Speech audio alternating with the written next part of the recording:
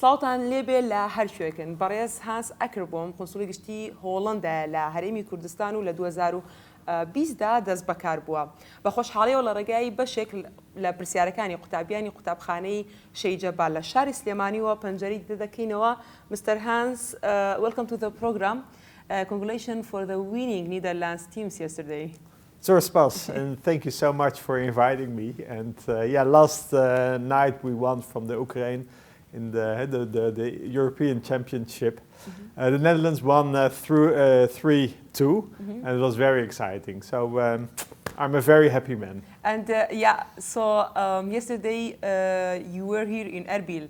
How was the atmosphere? Yeah, the atmosphere was very nice because we were all wearing the orange clothes and dresses because we have quite a lot of Dutch people here in Kurdistan. We think around 5,000 to 6,000 Dutch people, Dutch Kurds.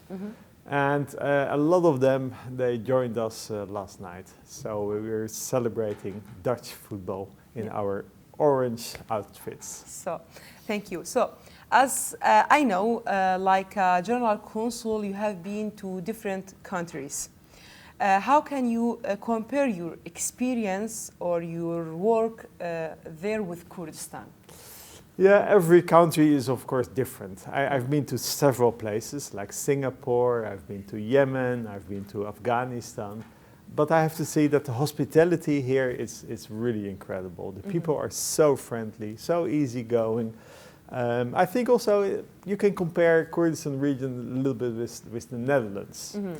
Size-wise, I think maybe the same size, size-wise, but also if you look at the population, I think we have a little bit more population than you, but we are a very small country, and you're a very small region in Iraq, and we're doing the same, more or less the same business with each other. Yeah.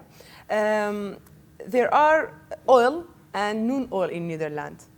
And according to the statistics of many international sites, the Netherlands is the second place producer agriculture. So how do you do not depend on oil anymore? Yeah, in the past we had a lot of gas and we were depending only on gas. Yeah. We call that the Dutch disease because for the economy it's not very strong if you depend on one product. So for the Netherlands it was gas, for Iraq it is oil. So we swifted and we moved to other productions, to other products, and for example agriculture became very, very strong in the Netherlands.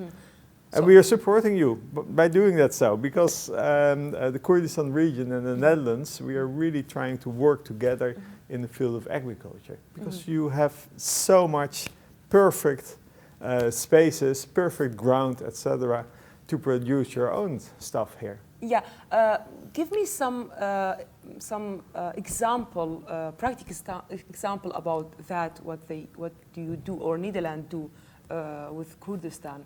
Yes. In the agriculture sector. So what we do in the field of agriculture, as the Netherlands, we produce a lot of goods to eat. For example, salads, beans, potatoes, but also flowers and those kind of products. If you look at the Kurdistan region, we think that you can also produce those products because now you import a lot of those kind of produce from other countries. And what that means most of the time is that you're paying too much, the quality is not very good, and it is also not very fresh. So what we do as the Netherlands, we are trying to support you to produce your own potatoes, beans, vegetables, fruits, etc. It's cheaper, it's more fresh, and of course, you are not depending on other countries. Yeah. So, talking about supporting young people, and specifically, we've focused on education sector. What is the Orange Knowledge program?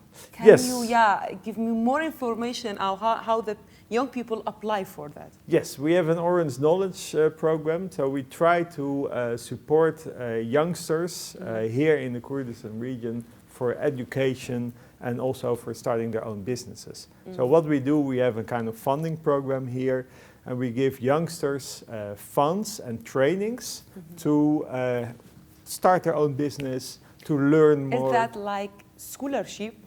It's also part of the scholarships, but mainly also trainings. We give a lot of trainings, and especially not only to youngsters who went to university, etc., but also youngsters who internally displaced. So training for what exactly? So what we do is we really try to support youngsters to start a business, because we think that young people, they are the future, not only in the Netherlands, not only here in Kurdistan, all over the world.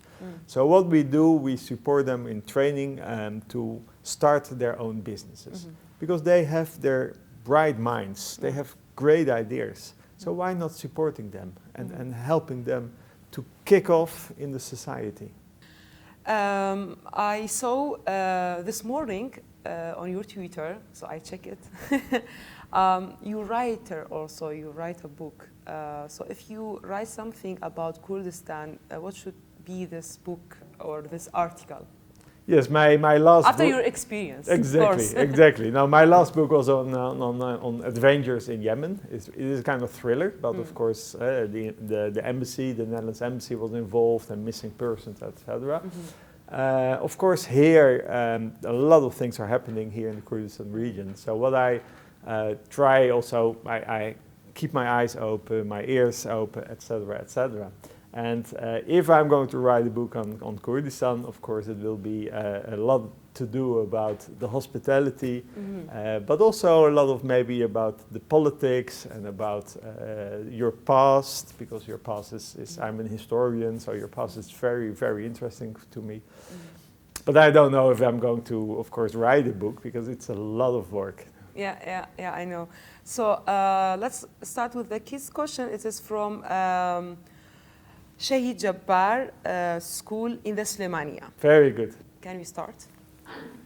As a consulate, have you tried to create some exchange programs between Kurdistan regional schools and universities and the ones in Holland?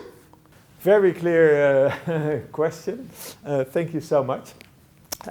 Yes, what we do is every year we have scholarships, mainly for PhD and master students. So what we try to do is a kind of exchange program. And you can think about different subjects. It can be in the field of agriculture, because we are very, very strong in the field of agriculture. But it can be also medical, economics, politics, etc. Once or twice a year we have this scholarship program. And in the coronavirus, is that stop it, or this can the people or the young people continue to do it or apply for? Very, very good question. Now, during the corona period, everything was stopped, because, as you know, we are still suffering. Things are going better, also in the Netherlands, of course, also here in the Kurdistan region. So we stopped for more than 1 year. And hopefully we try to start as soon as possible. Yeah, hopefully. Okay, the next question, please. Hi, my name is Anna Kamera from grade 7, and I have a question. In Kurdistan, I have a traditional dress. Do kids in Holland recognize their traditional dresses? I saw you wear a Kurdish dress also in Nowruz. Yeah, right? exactly. I was wearing your... That's fit on you. Yeah, thank you so much. Thank you so much. And it's a very nice question. In the early days, people were wearing this traditional dress in the Netherlands, but I have to say it's all disappeared. Maybe the older generation, they still wear a kind of traditional dress, but now it's all finished. But with football or other events, for example King's Day, we all wear orange. That is our main color. So maybe you can also call that as a kind of in Kurdistan also, like example, we wear our traditional Kurdish dress more in the event, in the Nowruz days, in the stuff like that. Yeah, but then again, in the Netherlands, we don't have a traditional dress anymore, especially for young people. So what they do is they buy a fancy dress or suit, etc. And then with big events like King's Day and football, They wear the most silly orange dresses. The next video, please. My name is Zinia Salah and I'm from grade 7A. My question is, for learning Dutch language, have you tried to offer any training to people here? That's what a good questions. We have here around 6,000 to 7,000 Dutch people in the Kurdistan region. Yeah. So mainly Kurds. They lived and for years and years in the Netherlands. They went to school there. They went to university. So they speak perfect Dutch. Our language is called Dutch, not Deutsch, because that's German, to make it even confusing. So there are so many Dutch speakers here in the Kurdistan region, but we don't offer Dutch lessons. You don't have that. I mean, if you have for any Kurdish here this offer to learn Dutch language? No, I think we can always find private teachers. So, but we don't. Of course, Dutch is not as big as Spanish or Portuguese or English. So the or French. The request for learning Dutch is not so big. I mean, the language is a big part of communication and know another cultures maybe. That's why maybe she asked about that. Yeah, that's yeah. But in the Netherlands, anyway, we most of the time people speak French, German, English, of course, Spanish. Because again, we are such a small country, and we like to do business. And if you want to do business, you have to learn other languages. So we try to adapt and to communicate in other languages with other countries. So perfect. The next video, please. Hello, my name is Nurhan Salah. I'm in 10th grade. My question is, how do you find the importance and necessity of Holland's Consulate in Kurdistan region? Yeah, I think that's a wonderful question. We started the consulate, I think, around 6 years ago, and mainly to support the Kurdistan region in the field of trade. So what we mainly do is work together with your government, but also with your private sector in the field of trade. So we try to support people, companies in the field of agriculture. We discussed about youngsters. We give them training programs. We have also programs for startups. We try to really explore the young generation and to give them a push starting their own business.